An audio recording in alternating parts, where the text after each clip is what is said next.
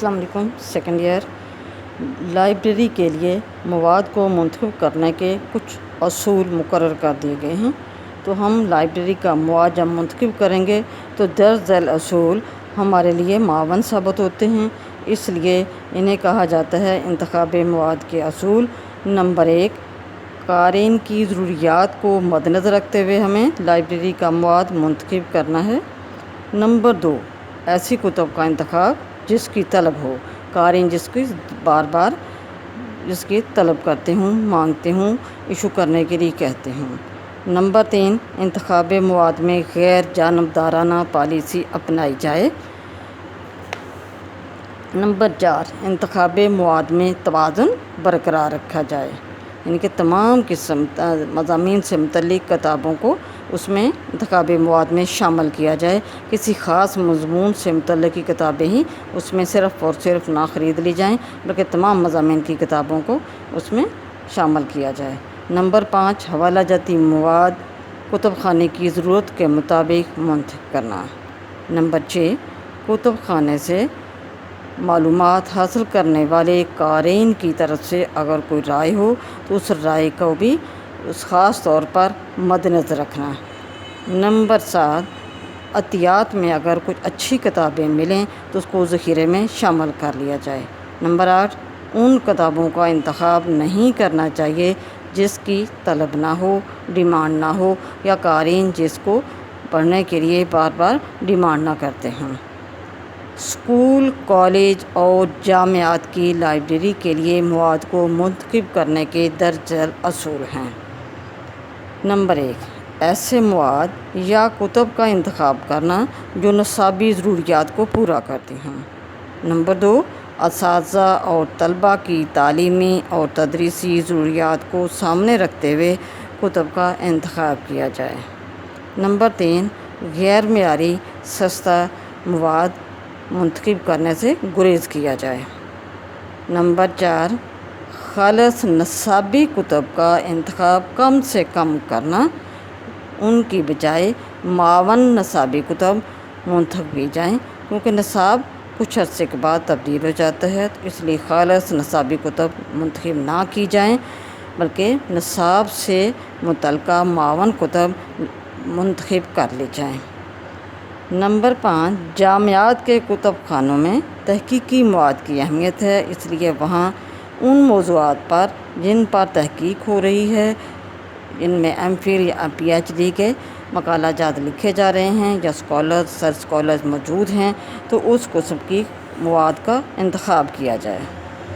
School کے کتب خانوں میں بچوں کی ذہنی استعداد، صلاحیت اور عمر کے مطابق مواد کا انتخاب کرنا چاہیے۔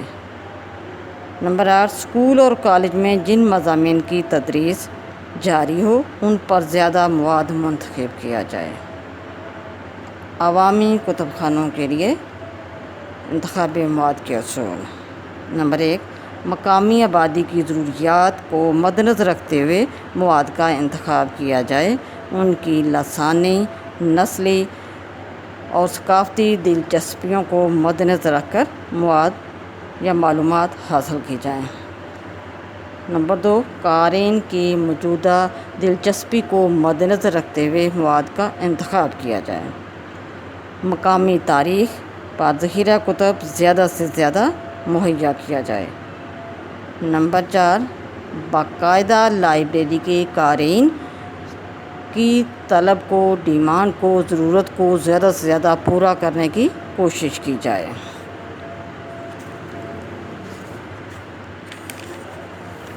اختلافی مسائل سے متعلق کتابوں کو کم سے کم کا انتخاب کیا جائے یا ان کا انتخاب کرنے سے گریز کیا جائے۔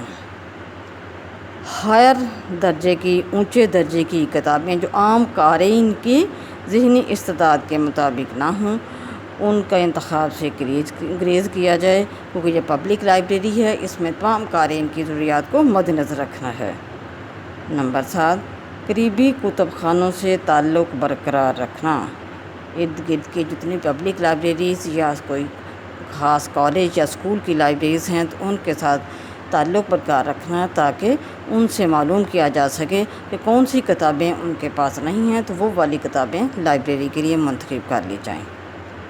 جو کتابیں لائبریری میں ناقابل استعمال ہیں، بوسیدہ ہیں، پھٹ چکی ہیں، لیکن قارئین کی طرف سے ان کے لیے ان کی ڈیمانڈ ہے اور اس کی ضرورت ہے، اس کی افادیت مسلمہ ہے، تو ایسی کتب کو دوبارہ لائبریری کے لیے منتخب کر لیا جائے، اس کو اپنی انتخاب کتب کی فہرست میں ان کتب کو شامل کر لیا جائے تاکہ لائبریری کے آنے والے قارئین کی ضرورت کو بر وقت پورا کیا جا سکے۔